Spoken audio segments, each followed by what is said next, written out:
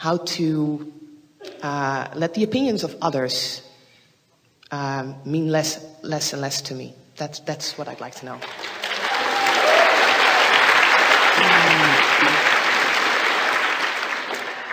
Well, you speak right to the heart of how it is that you all have summoned us to you.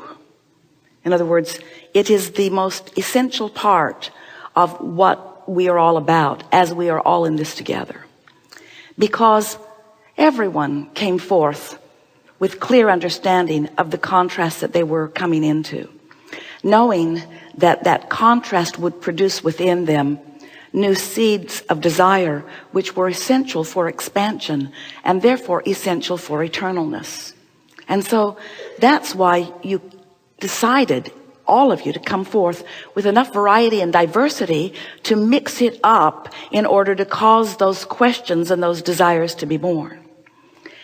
In the process of exposure to contrast, your parents, as they welcomed you into this physical experience, had already been bumped around enough by their lack of alignment and their forgetting who they are, that they started off with you in that way.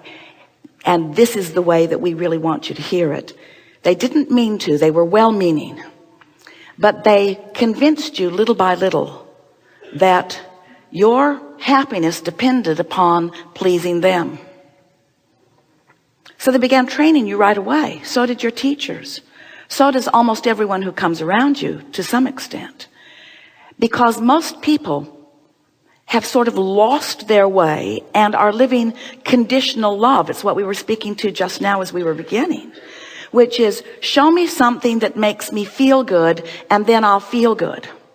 But if I should see something that doesn't make me feel good, then I won't feel good. So only show me what makes me feel good, which causes people to, because they're living this conditional love, they want love, they just think they need certain conditions in order to feel that way. It causes them to then need something they can never get: control of what other people want, of what other people think, of what other people believe, of what other people are. They seem to need that control and they never get it. They keep looking for it, but they never find it. And we say it's because they're looking for love in all the wrong places.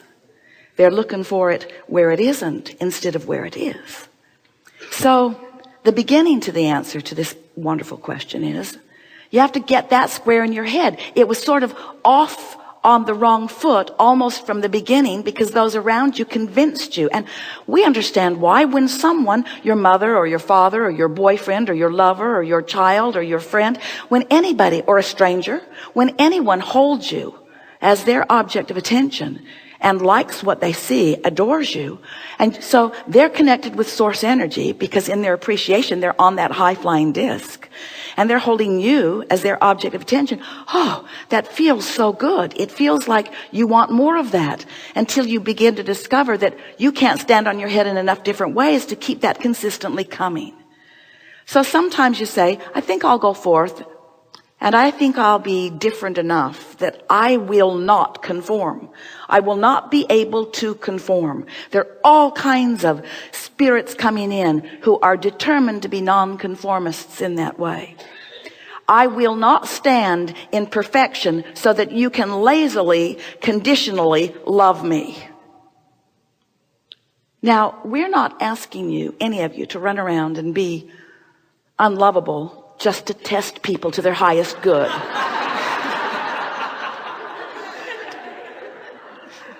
But we're also really not encouraging you to try to conform to please them, because it makes them weak, you see. So that's really the crux of it. You have to realize that all of your joy comes from your alignment, and everything else follows that. We like the words that you were offering about the inspiration that flows in other words, the impulse to ask the question. That was you reaching the vibration of where the solution is and feeling it but not quite being sure, and feeling it and not quite being sure. That's that feeling of sensation, that feeling of inspiration, that feeling of impulse. That's that feeling of alignment that we've been talking about in all of these hours that we've been together. So the most important thing in no longer caring what anyone thinks is understanding that they don't know what they really think if they're not in tune with who they really are. Ooh. So those opinions don't count. Those opinions don't count. Those opinions don't count. Those opinions don't count. Those opinions. Don't you want to go to the highest source of opinion? We would. We do. We are. And so then someone hits you with something that feels unpleasant. And rather than, we've been saying, don't let your feelings be hurtable. Let your feelings be unhurtable. Well, that means you've got to be on the unhurtable disc, which means you got to be on the disc of alignment. You got to be on that high flying place. You got to be tuned in, tapped in, turned on with who you are. And then even if something does occur, because it's a very diverse environment and you're moving around with a lot of people, and law of attraction is not going to bring you to a little cluster of people where there are only a handful. There are always going to be a lot of people around you. And those up closest to you, of course, are those that you're attracting with the strongest vibration. So something comes into your experience that doesn't feel all that good. But now you stand in your knowing and you acknowledge, hey, I don't hold this against you because you know not what you do. You don't know. You don't know, and it's not your fault in the sense that you're doing something wrong. We don't believe that anyone ever offers anything that is harmful or hurtful to another person deliberately. We think that they're swept up in a vibrational current that is causing inspiration that does not do who they really are justice. So if you were to find someone in the street bleeding, we know you'd do everything in your power to help them. We know you would.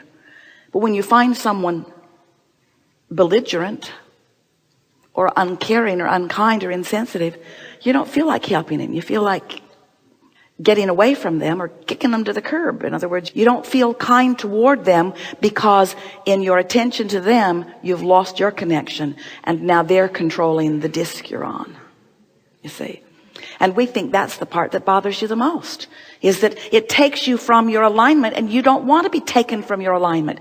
You want your alignment to be so shored up and you just do it. A gathering like this is putting more of you in the place of doing that than your entire lifetime has provided you.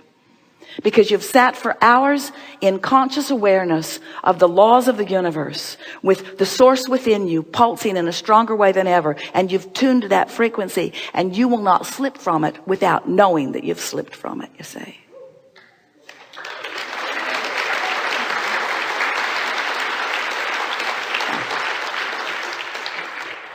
Esther says, people are well-meaning. And sometimes she says it through gritted teeth. Because she has discovered a new sensitivity in this last year that has never been there before. And people are pretty damn insensitive. Because they know not what they do. But it is not their job to know. It's not their job to feather Esther's nest. It's her job to feather her nest. Yeah?